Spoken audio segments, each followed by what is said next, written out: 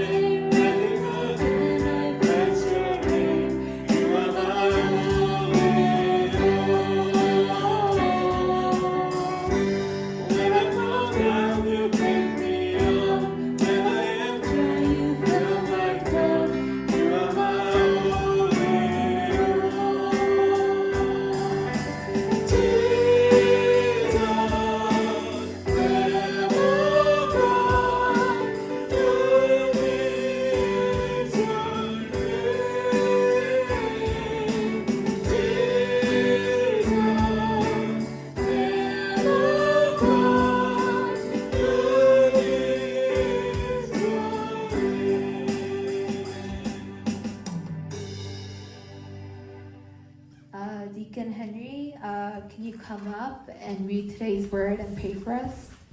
This is from John 11:13. Jesus had been speaking of his death, but his disciples thought he meant natural sleep. Amen. Dear Lord, thank you for bringing us here today to learn more of your word, and we appreciate everything you do in bringing us together. Thank you for our pastor, for him sharing your word with us and helping him with helping to the community and spreading your word out in our community here in Colorado. Also, thank you for helping the people in need for the natural disaster like the hurricane we have going right now in the southeast, North Carolina and Florida. We just hope that those people get the need that they deserve because they are very much hurting right now, and their faith and hopes in you will bring them back to Jesus. In Jesus' name I pray. Amen. 요한복음 11장 11절로 16절 말씀을 통해서 긍정주의와 운명론에 빠진 제자들이라는 제목으로 이 말씀에 대해 나누기를 원합니다. 한국의 속담에 꿩 대신 닭이다라는 그런 속담이 있죠. 한국 사람들은 설날에 까치까치 설날에 떡국을 꼭 먹죠. 그렇죠? 근데 전통적으로 고전적으로 한국은 떡국을 끓일 때 꿩을 잡아가지고 꿩 브로스, 치킨 브로스가 아니라 꿩 국물을 내가지고 떡국을 먹었어요. 그게 전통인데 꿩은 지금보다도 훨씬 많이 고대에는 서식을 했고 흔하게 볼 수 있는 그 동물이었죠. 근데 잡기는 어려웠어요. 그래서 당시에 부잣집들은 사냥꾼을 통해서 꿩을 잡아가지고 그 꿩 국물에다가 떡국을 끓여 먹으면서 한살을 먹는 그런 설날을 보냈는데 일반 서민들은 꿩이 비쌌거든요. 그때도 꿩이 없으니까 꿩 대신 집에서 사육하기 편한 닭을 잡아가지고 치킨 브로스를 만들어서 떡국을 끓여 먹었어요. 그래서 서민들이 그때 했던 말이 꿩 대신 닭이다. 꿩 국물 없으니 닭 국물로 떡국 먹는다. 그런 의미로 이 속담이 쓰였어요. 적당한 것이 없을 때 그거하고 좀 비슷한 것을 대체하는 말이 꿩 대신 닭이다. 이런 말을 쓰는 거예요. 어떤 분들은 교회에 나오시는 분들 중에 이런 말을 하시는 분들이 있어요. 하나님이 믿어지지는 않지만 나이가 들수록 뭔가 믿어야 될 것 같고 그래서 교회 나옵니다. 그러니까 이 껌 국물이 없으니까 닭국물로 대신한다는 식으로 믿어지지는 않는데 종교를 하나 가져야 될 것 같아서 교회 나온다. 이것은 이 껌 대신 닭이라는 거예요. 또 어떤 분들은 그렇게 말해요. 이거 교회 나오면 좀 믿어지지는 않지만 좀 뭔가 좀 긍정적인 말을 우리가 듣고 그 희망적인 말을 들을 수 있어서 교회 나옵니다. 이런 분들이 교회에 상당히 많다는 거예요. 껌 대신 닭이죠. 희망적이고 긍정적인 말을 듣기 위해서 교회에 나오시는 분들도 많다는 거예요. 우리 성도님들에게 한번 여쭤봅니다. 우리 성도님들은 어떤 태도로 어떤 믿음을 가지고 이대모션 장로 교회에 나오십니까? 어떤 목적을 갖고 교회에 나오십니까? 간절히 제가 기도하고 소망하는데 우리 성도님들은 그냥 긍정적인 말, 마음의 수양을 돕는 그런 말을 듣고 싶어서 나오시는 분들이 한 분도 아니실 줄로 믿습니다. 왜냐하면 우리 교회, 이 교회는 그런 것은 아니기 때문에 그래요. 그렇죠? 그런 말씀을 듣고 싶으시다면 유튜브 김창욱 씨 얘기를 좀 들으신다든지 세바시 이런 거 얼마나 엘리트 분들의 강연들이 좋은 게 많이 있습니다. 교회는 적어도 이제 그런 공간은 그런 공동체는 아니라는 거예요. 마음의 수양을 하거나 긍정적인 말을 들으려고 나오는 곳은 아니다. 교회가. 저는 오늘 본문 말씀을 통해서 이 긍정주의와 운명론에 빠진 제자들이라는 말씀의 은혜를 함께 나누려고 합니다.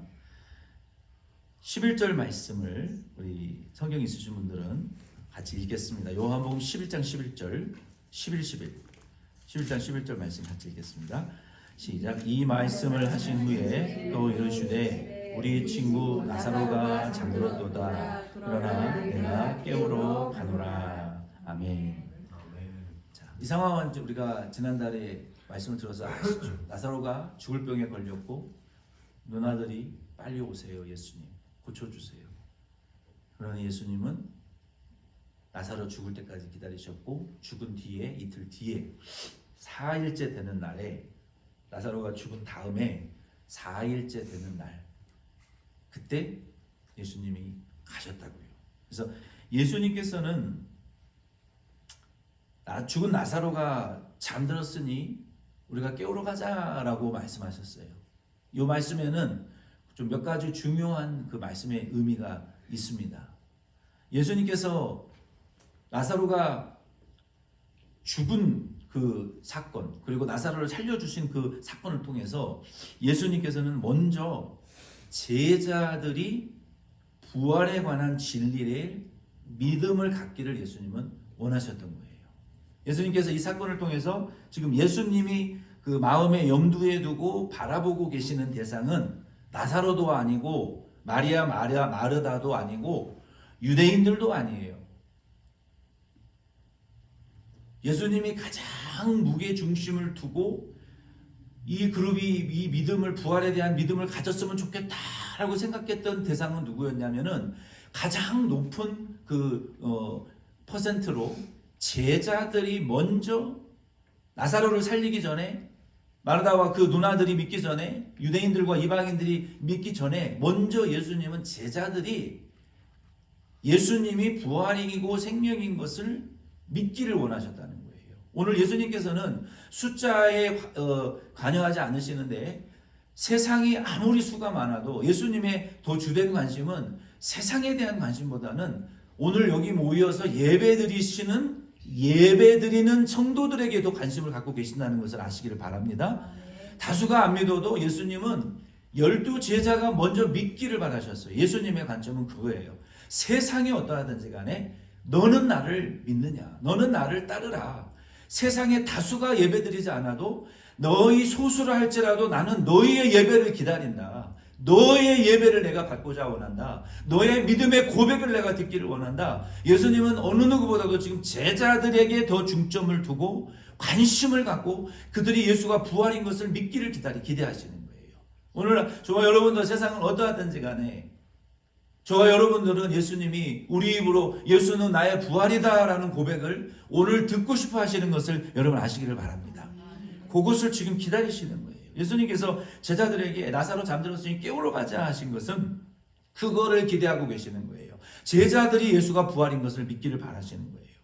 예수님께서 하신 11절 말씀 중에 예수님께서는 성도의 죽음을 잠자는 자라고 보신다는 거예요. 그러니까 우리가 죽으면 우리가 언젠간 죽겠죠. 다 사람은 죽잖아요. 그렇죠? 우리는 언젠간 죽을 거예요. 예수 믿은 성도가 죽는데 그 성도의 죽음을 예수님은 잠을 잔다라고 여러 번 성경에 말씀하셨어요. 여러분 잠자는 사람한테 이거 영원히 멸절돼 가지고 죽어버렸네 이렇게 말하지 않잖아요. 잠자면 참 잘 잔다. 그렇죠? 때가 되면 일어나겠지. 이렇게 우리가 생각하는 것처럼 예수님은 성도의 죽음을 잠잔다라고 말씀하신 것은 잠자는 사람은 어느 시점인가 깨어날 것을 전제로 하고 있기 때문에 성도의 죽음을 잠잔다라고 말씀하신 거예요. 그래서 이 성도가 죽으면 그러면 무엇을 의미해요? 잠자는 것이기 때문에 앞으로 부활할 것이다 라고 우리가 믿어야 되는 거예요. 그래서 저 여러분들은 성도의 죽음을 앞에 놓고 믿음 없는 사람처럼 슬퍼만 할 것이 아니라 이제 육체, 저주받은 육체를 우리가 벗어났으니까 얼마나 자유하겠어요. 얼마나 죄가 없고 마귀가 없고 시험도 없고 유혹도 안 받는 이 육체를 벗어버리고 영으로 얼마나 100% 얼마나 자유하겠어요. 그러니까 죽음이라는 것은 인간적으로 현현적으로 슬픔이라는 것이 있지만 죽음이라는 것은요 세상의 모든 인연이 끊어지는 순간이에요. 세상의 모든 죄의 유혹이 끊어지는 순간이니까 얼마나 좋겠냐는 거예요. 하루에도 수십 번 우리가 죄의 유혹을 받고 죄를 우리가 싸워야 되고 마귀와 싸워야 되고 죄의 유혹을 이겨야 되는 이 영적인 투쟁을 더 이상 하지 않아도 되는 거예요. 더 이상 죄라는 개념 자체가 없어져요. 우리가 죽으면. 그리고 세상에서 맺었던 가족의 관계가 인연이 다 끊어지고 의미가 없어요. 아멘이십니까? 아멘. 의미가 없어요. 그것이 예수의 가족되기 때문에. 그래서 한없는 안식을 누리다가 예수님 재림하실 때 영원히 죽지 않는 새 몸을 그때 입는다. 성경은 말하고 있어요. 이게 부활의 신비이거든요. 그리고 천국에 들어가서 영생한다라고 성경은 말하고 있어요. 오늘 이 말씀을 통해서 그러므로 저와 여러분도 먼저 예수님이 제자들이 부활을 믿기를 바라셨던 것처럼 저와 여러분도 죽음과 부활에 대한 진리를 믿음을 고백하실 수 있으셔야 되고 그리고 내가 죽으면 낙원에 갔다. 예수 절이할 때 부활하여 이젠 천국 간다라는 이 부활에 대한 진리의 소망을 여러분 확고히 가지시고 이 세상을 살아가실 수 있는 저와 여러분 되시기를 바랍니다. 아멘. 그래서 우리 많은 분들은 그런데 이렇게 생각을 해요. 세상에서 선행을 하고 좋은 일을 행하면 좋은 곳에 가고 악을 행하면 나쁜 곳에 간다. 이런 긍정적이고 운명론적인 말을 많이 하는데 그러나 성경은 그것은 복음이 아니다라고 말하고 있어요. 예를 들면 그런 거예요. 우리가 선하게 살고 착하게 살고 남에게 피해 주지 않고 그리고 우리가 베풀면서 살면 천국 가는 거 아니냐라고 말하지만 성경은 아니라고 말하고 있어요. 우리가 착하게 살고 선하게 살고 베풀면서 사는 사회의 공공의 유익을 우리가 추구하면서 사회적인 선을 추구하면서 살아도 예수 믿지 않는 사람은 구원받지 못한다. 천국 못 간다라고 성경은 말하는 거고 그것이 복음이라는 거예요. 그러니까 복음은 긍정주의적인 그 파지티브 띵킹을 말하고 있지 않아요. 파지티브 인사이콜로지, 긍정적인 심리학을 말하고 있지 않아요. 아무리 인간이 긍정적으로 생각하고 선하고 착하고 베풀면서 살아도 그 인간의 선함과 베품과 착함이 하나님을 반역한 타락한 죄에서 구원하실 수 없다라고 말하고 있어요. 구원 못한다는 거예요. 왜? 죄인이 죄인을 구원해도 의가 나오지 않아요. 선이 나오지 않았기 때문에. 그래서 예수 믿지 않으면 아무리 선하고 착하고 베풀어도 구원 못 받는다고 성경은 말하고 있어요. 여러분 그것을 믿으시기를 바랍니다. 그런데 성경은 긍정주의를 말하고 있지 않지만 운명론을 말하고 있지 않아요. 예수 그리스도의 십자가와 부활의 피는, 부활의 복음은요, 용서하지 못할 죄가 없다라고 성경은 말하고 있어요. 많은 사람들이 아유 저 인간 쓰레기 같은 사회의 악 영원히 격리시켜야 된다 라고 말하는 사람도 복음은 용서한다라고 말하고 있어요. 저 사람은 안 돼. 저 인간 쓰레기는 영원히 지구에서 격리해야 되라고 말하는 운명론적이고, 저 사람은 다른 사람은 다 돼도 저 사람만큼은 안 돼라고 말하는 그 숙명론적인 그 틀도 복음은 아니다라고 말하고 있어요. 아무리 악한 죄인이라 할지라도 복음은 그를 구원하고 용서할 수 있다라고 운명론과 숙명론을 성경은 거부하는 거예요. 아멘이십니까? 긍정주의도 복음이 아닙니다. 운명론도 복음이 아니에요. 예수님께서 여기 11절 말씀을 통해서 제자들에게 원하셨던 것은 긍정적인 생각, 운명론을 믿으라는 것이 아니라 예수가 부활이요 생명이라는 세상의 긍정주의와 세상의 운명론으로 줄 수 없는, 세상에 있지 않는 하늘로부터 내려온 예수의 십자가와 부활의 복음을 믿으라는 거예요. 오늘 저와 여러분도 교회 나오실 때 마음에 수양하고 선하게 살면, 착하게 살면, 베풀면 천국 가는 긍정주의적이고 운명론적인 말을 들으려고 여러분 나오시지 말고, 세상에 없는 하늘로부터 내려온 세상이 줄 수 없는 복음을 믿으시는 저와 여러분 될 수 있기를 바랍니다. 그것을 믿으셔야 돼요. 교회는 그거 전하는 것이. 그러면 제자들이 잘못된 그 생각을 가지고 있었던 긍정주의와 운명론이 왜 잘못되었는가, 왜 복음이 아닌가에 대한 말씀을 좀 전해드리고 오늘 말씀을 마치려고 합니다. 먼저 12절부터 15절 전반절까지 말씀을 같이 읽겠습니다. 11장 12절부터 15절 전체 읽겠습니다. 시작. 제자들이 이르되 주여 잠들었으면 낫겠나이다 하더라. 예수는 그의 죽음을 가리켜 말씀하신 것이나 그들은 잠들어 쉬는 것을 가리켜 말씀하신 줄 생각하는지라. 이에 예수께서 밝히 이르시되 나사로가 죽었느니라. 내가 거기 있지 아니한 것을 너희를 위하여 기뻐하노니 이는 너희로 믿게 하려 함이라. 그러나 그에게로 가자 하시니. 아멘. 예수님이 제자들에게 잠자는 나사로를 깨우러 가자, 죽은 나사로를 살리러 가자, 예수님이 말씀하셨어요. 그러나 제자들은 잠자는 나사로를 깨우자, 그렇게 대답을 한 거예요. 첫 번째로 이 긍정주의라는 것은 복음은 아닙니다. 복음은 아니에요. 예수님께서는 제자들에게 분명한 부활의 복음을 가르쳐 주기를 원하셨지만 제자들은 믿었어요? 못 믿었어요? 못 믿었죠. 못 믿었어요. 그리고 제자들은 예수 그리스도가 부활이요 생명인 것은 믿지는 못하고 잠든 나사로는 깨울 수 있으니까 잠든 나사로나 깨우러 가자.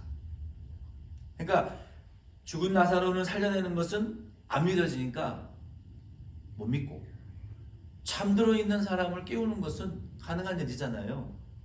가능한 것은 믿었다는 거예요. 이게 제자들의 상태예요. 예수님께서는요, 그런데 그런 긍정주의적인 것을 말씀하지 않으셨고요, 명백히 죽은 나사로를 살려내시겠다라고 말씀하셨어요. 14절 말씀에 보면은 예수님께서 뭐라고 말씀하셨어요? 나사로 죽었다. 14절을 보세요. 예수께서 밝히 이르시되 나사로가 죽었느니라. 분명히 죽은 나사로라고 예수님 말씀하셨잖아요. 나사로가 죽은 것도 예수님 아셨고, 그리고 죽은 이후에 이틀을 더 지체하셔서 죽기를 기다리셨어요. 나사로가 죽기를 기다리셨다는 거예요. 예수님께서 병든 나사로가 잠들었으니 깨우러 가자라고 하신 것은 그가 병든 사람이 잠을 자니까 이제 곧 회복되겠지라고 하신 긍정주의적인 말씀의 의미가 아니에요. 예수님께서는 죽은 나사로를 살려내심으로 예수가 부활이요 생명이라는 것을 제자들과 사람들로 하여금 확실하게 믿게 하기를 원하셨던 거예요. 그러나 제자들은 나사로가 중병에 걸렸다던데 잠들었어? 어이구, 병든 자가 잠들면 아이고 회복되고 있는 거구나. 긍정주의적으로 생각했어요. 희망주의적인 현상을 생각하고 기대했다는 거예요. 그러나 긍정주의적인 것, 희망적인 것을 바라고 기대하는 것은 그 믿음이 아닙니다. 예수님의 말씀은 전혀 안 믿어지기 때문에 죽은 자를 살려내겠다라는 말은 안 믿어지니까 가능성이 있는 것, 일어날 수 있는 일, 합리적인 이유와 근거가 있는 것만 제자들은 죽은 자를 살려내신다는 말은 못 믿겠고 잠자는 사람은 깨울 수 있으니까 그런 믿을 만한 것만, 가능성이 있는 일만, 일어날 수 있는 긍정주의적이고 희망주의적인 것만 믿겠다라고 하는 믿음이 제자들의 이 긍정주의적인 믿음이었다는 거예요. 그러나 그것은 100% 믿음이 아니고 성경도 아니라는 거예요. 예수님의 의도도 아니라는 거예요. 북미 지역에 긍정주의 신학과 번영의 신학이 있어요. 파지티브 티올로지와 프로스페리티, 번영의 신학이 엄청난 유행을 했고 지금도 뉴 텍사스에는 수십만 명에 가까운 사람들이 매주 입장료를 내면서 그 교회라고 하는 곳에 가서 복음이 아닌 긍정주의에 열광하고 있어요. 지금 이 시간도. 그 긍정주의자들이, 이 prosperity theology 주의자들이 주장하는 신학은 이렇게 말하고 있습니다. 당신들 한 분 한 분은 다 신들입니다. 맞습니까? 당신 한 사람 한 사람이 다 신입니다. 그러므로 우리가 적극적으로 생각하고 긍정적으로 말을 하면 당신의 말이 실체가 된다라고 가르쳐요. 이게 복음입니까? 그리고 예수님은 당신이 지금 행복해지기를 원하고 풍요롭게 살기를 원하십니다.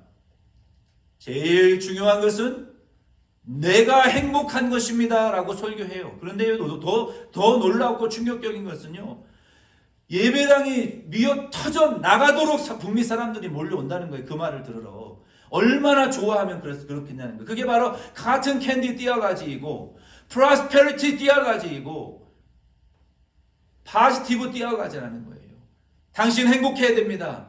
당신은 축복받아야 됩니다. 당신들은 신들입니다. 그런데 적극적으로 말하고 긍정적으로 말하십시오. 그것이 현실이 될 것입니다. 이것은 사람을 죽이는 거짓 카튼 캔디 띠어가지라는 거예요. 복음은 그렇게 말하고 있지 않아요. 복음에서 말하고 있는 것은 예수의 십자가와 부활, 회개와 믿음, 그리고 고난과 연단, 자기 부인과 거룩, 예수의 십자가와 사명, 이것을 말하고 있지만 그들은 그것을 말하고 있잖아요. 더 큰 문제는요, 미국 사람들만 이 말을 좋아하는 것이 아니라 한국의 교회가 100% 그대로 카피하고 있다는 거예요. 교회가. 이것이 교회의 타락이에요. 지금 당신이 행복해야 되고 당신이 번영해야 되고 당신이 말하는 대로 될 것이고 적극적으로 생각하는 대로 될 것이라고 말하는 거, 그것이 복음이냐는 거예요. 자기 부인과 십자가와 고난과 낮아짐과 연단과 성화와 거룩과 사명과 자기가 죽어지는 것, 회개는 없어요. 미국 사람들, 온 세계 사람들, 한국 교회 성도들이 그런 말들을 너무너무 열광한다는 거예요. 그러니 100불도 넘는 예배 티켓을 끊고 들어가서 예배를 드리고 헌금하고 더 큰 교회당을 짓기 위해서 수십만 수백만 명의 사람들이 그곳에 몰려들고 있다는 거 아닙니까 지금? 심지어 예배에 들어가는 티켓을 암표까지 지금 팔아서 비싼 값으로 사가지고 그 사람의 긍정주의와 숙명론의 잘못된 말을 듣기 위해서 열광하고 있다는 거예요. 그러나 그것은 긍정주의적으로 생각하면 다 잘 된다? 복음은 아닙니다. 죄송하지만 오늘 저와 여러분 중에도 그러한 긍정주의의 말을 듣기 원하시는 분들이 계신다면 잘 될 겁니다. 예수님은 당신이 행복하기를 원합니다. 100% 틀린 말은 아니지만 먼저 십자가와 부활의 복음을 통해서, 먼저 회개와 순종을 통해서, 성령과 말씀 순종을 통해서 결과적으로 나타나는 것이지, 번영주의 신학자, 긍정주의 신학자들은 그러한 것은 쏙 빼고 오직 번영과 축복과 행복만을 말하는 솜사탕과 같은 거짓 것을 복음이라고 가리키는 자들이에요. 속지 마시기를 바랍니다. 아멘이십니까? 숫자가 작아도 복 못 받아도 세상의 풍요로움과 물질적인 번영이 없어도 예수 따라가는 것이 믿음입니다. 십자가 지는 것이 사명입니다. 하나님의 나라 소망하는 것이 참된 믿음입니다. 자기를 부활하고 예수의 재림과 부활을 소망하며 사는 것이 그게 참된 믿음이지. 손에 떡을 쥐어주지 않으면 한 손에 칼을 드는 것은 복음이 아니에요. 이러한 긍정주의적인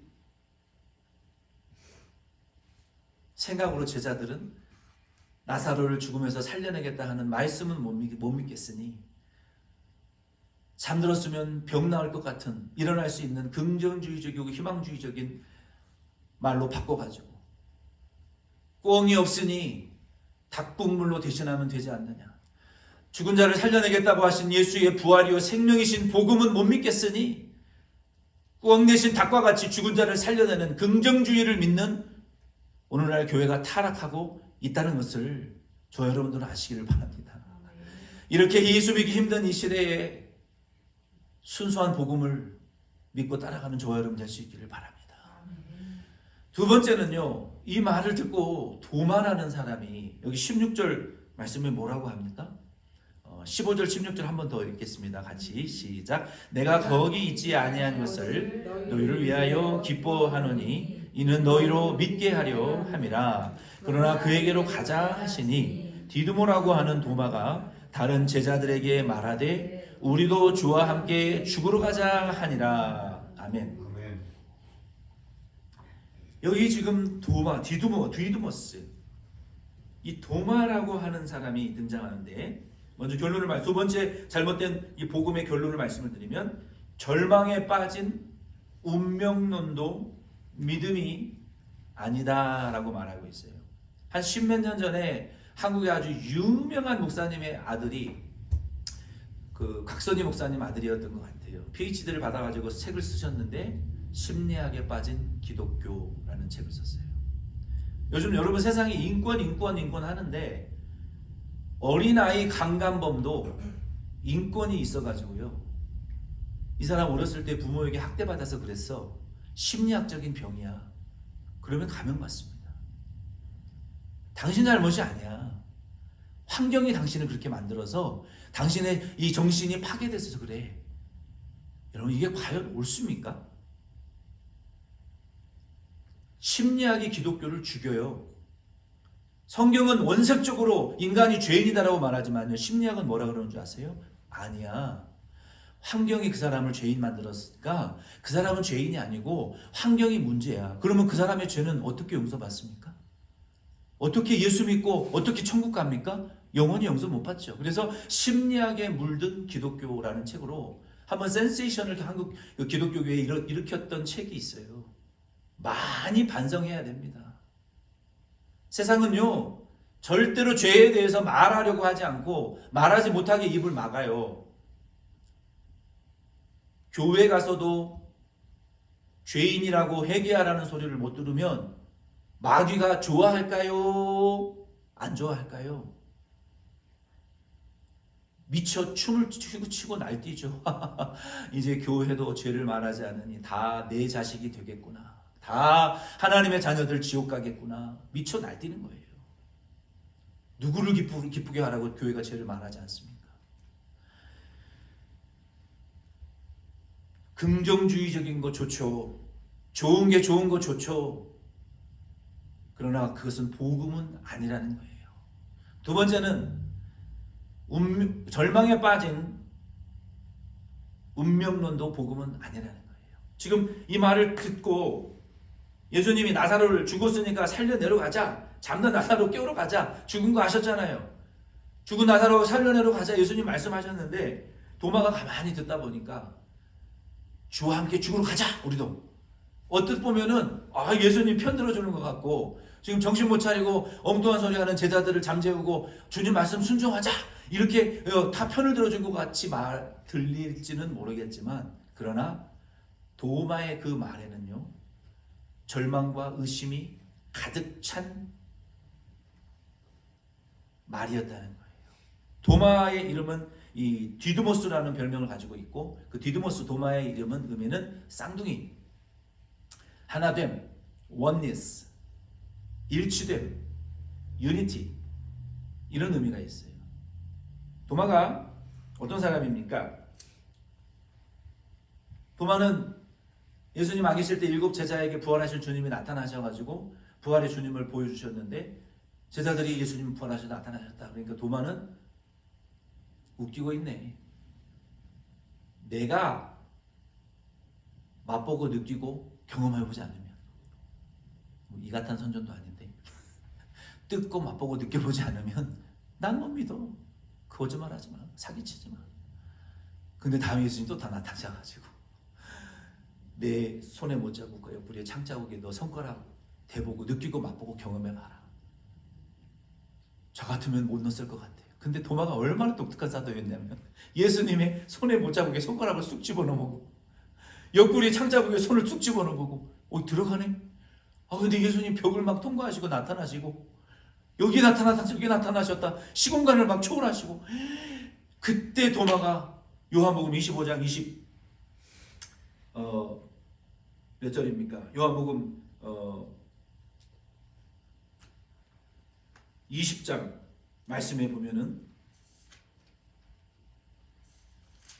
믿음을 고백하잖아요.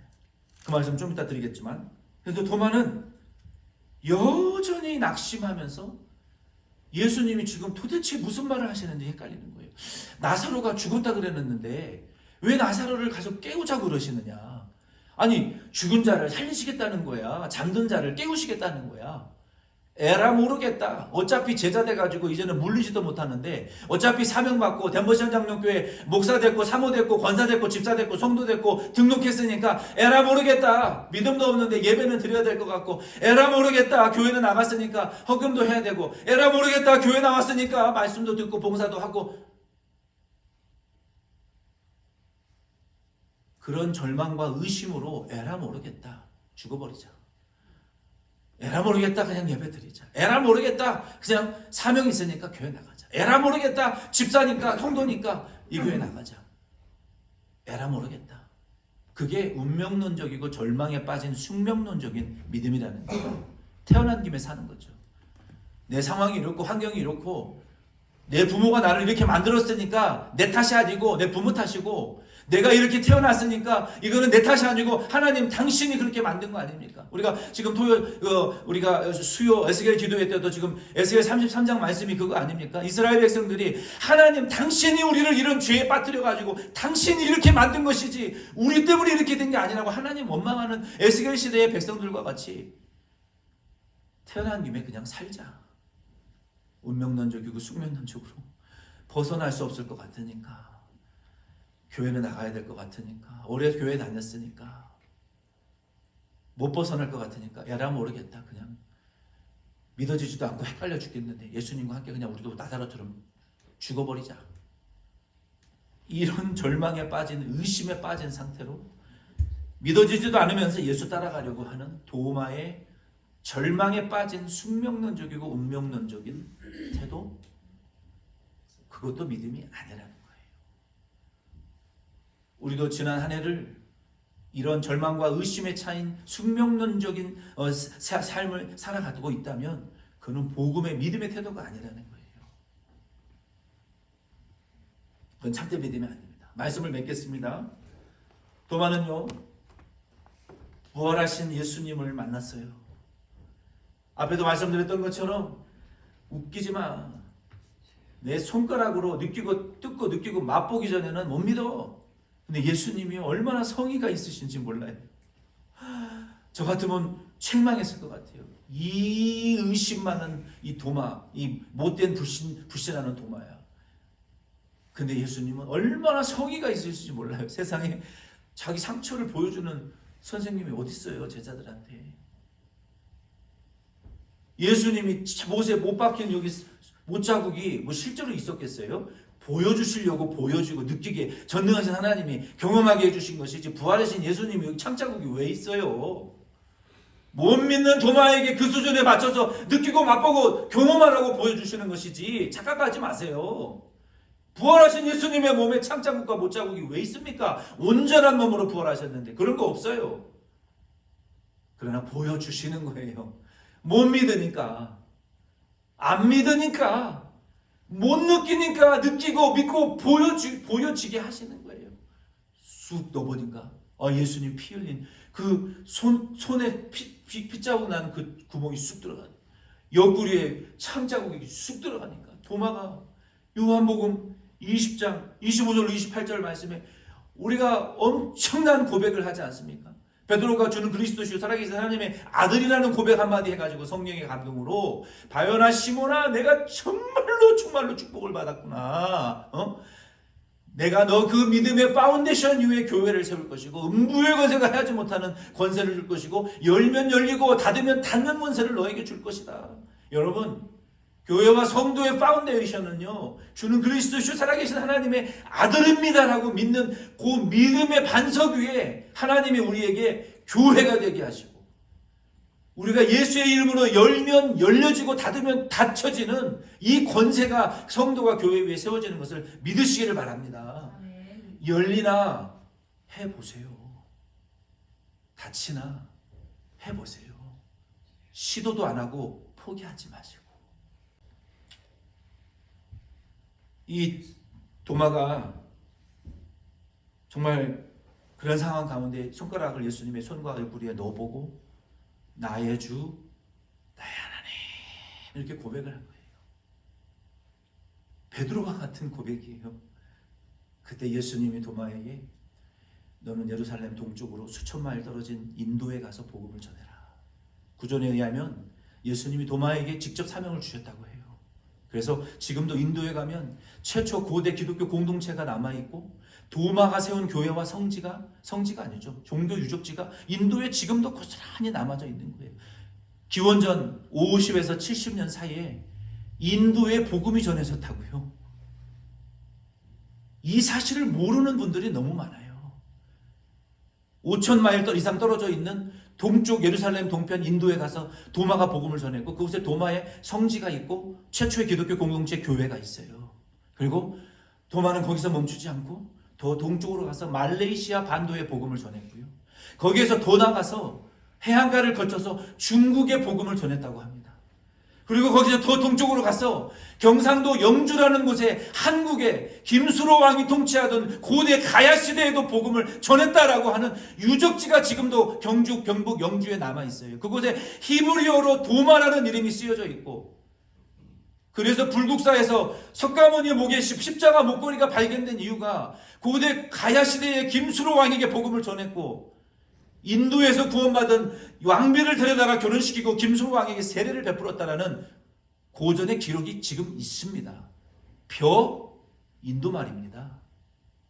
한국의 문화에 인도의 말이 많은 이유는 그때 실크로드를 통해서 도마 사도를 통해서 전해진 복음을 통해서 인도의 것들 실크로드의 무역물들이 들어왔기 때문에 미스테리한 일이에요. 역사학자들은 몰랐지만 석굴암에서 십자가가 근처에서 유물이 왜 발견됩니까? 고대 가야 시대에 석가모니, 예수님을 석가모니 형상으로 그려놓고 거기에 십자가를 그려놓은 도마를 통해서 복음이 전해진 그 장소가 경북 영주에 세계적으로 연구되어지지는 않지만 대부분이 그렇다라고 신학자들은 받아들이고 있어요. 그걸 모르는 목사님도 많습니다. 여러분 한국 가서 한번 가보세요. 지금도 바위 암과카에 히브리어로 도마라는 이름이 적혀져 있고 예수의 십자가상 땅끝까지 복음 전하라는 네자 한자 성어가 그 밑에 적혀 있어요. 도마가 그리고 AD 70년, 약 지금 2024년이잖아요. 70년경에 인도로 다시 돌아가서 복음을 전했거든요. 도마는 직업이 목수였다고 해요. 하층민들에게 음식을 나눠주는 구제 사업을 했다고 해요. 복음을 전하면서. 그런데 그 브라만 계층이 인도를 점령하고 있었기 때문에 엘리트 힌두교 리더십의 계층들이죠. 우리는 다 같다 예수 안에서. 그리고 하층을 도와주지 말라고 했는데 하층민들에게 복음을 전하고 구제를 하던 이 도마의 복음을 듣고 브라만 계층이 이 소요를 일으켜서 너 같은 놈은 죽여야 된다. 벌겋게 담근 쇠 접시 위에 도마를 올리고 고문을 하다가 창으로 찔려서 순교 당했다라는 전승이 있습니다. 역사학자들의 고증이에요. 어떻게 운명론적으로 에라 모르겠다. 사도 됐으니 물리지도 못하고 그냥 예수와 함께 죽자라고 절망과 의심에 가득 찬 숙명론에 빠졌던 도마가 어떻게 변화됐습니까? 예수의 손과 옆구리의 창자국에 손가락을 넣어보고 나의 주 나의 하나님이라는 고백을 하고 변화되었던 거 아닙니까? 오늘 저 여러분도 제자들은 어떻게 변화됐습니까? 성령 받고 회개하고 변화됐죠. 말씀을 마칩니다. 긍정주의 아닙니다. 저 여러분들은 도마와 같이 예수님의 순수한 복음과 명령을 받고 순교했던 도마와 같이 제자들과 같이 저 여러분도 운명론도 숙명론도 긍정주의도 아닌 예수의 순수한 복음을 따라 사실 수 있는 저 여러분 될 수 있기를 바랍니다. 종교 하나 갖기 위해서 마음에 수양하기 위해서가 아니라 예수가 우리의 부활이요 생명인 것을 믿으시고 예수 따라 가실 수 있는 도마와 같이 제자들과 같은 저 여러분 참제자 될 수 있는 저 여러분